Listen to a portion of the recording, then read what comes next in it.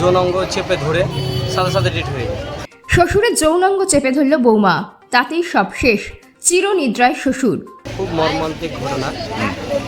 নুরু শেখ অসুস্থ লোক ছিল, বাড়িতে থাকতো, ভালো লোক, কিন্তু ওনার বৌমার সাথে কি বাড়িতে একটু ঝামেলা হয়েছে, এভাবেই একটা দুর্ঘটনা ঘটিয়ে দিল মেয়েটা।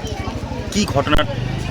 ওই তো হাতে কামড় দিয়ে আর যৌনাঙ্গ চেপে ধরে সাথে সাথে ডেট হয়ে যায়।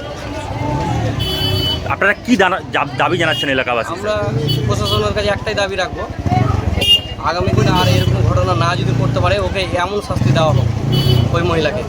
আচ্ছা, প্রায় প্রত্যেক দিন ঝামেলা, অশান্তি, প্রচণ্ড অশান্তি।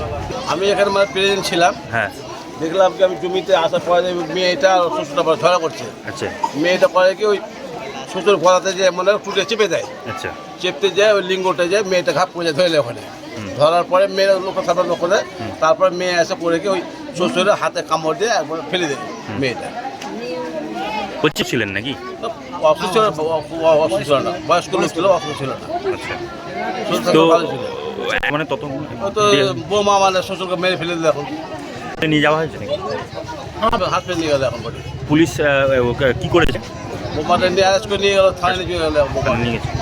কি দাবি জানাচ্ছেন আপনারা এলাকাবাসী? আমরা মেয়েটা যে মনে করো এই শাস্তি হয়, মেয়েটা শ্বশুরকে মারা গেল, এখানে গেলে মতো লোক জানতে পারলো, ওখানে মেয়েটা যে শাস্তি যদি ভালো মতো হয়। এরকম যে দুপুরের দিকে বৌমা আর শ্বশুর আর বউ এই পরিবারের কারণে একটা ঝগড়া লেগেছে।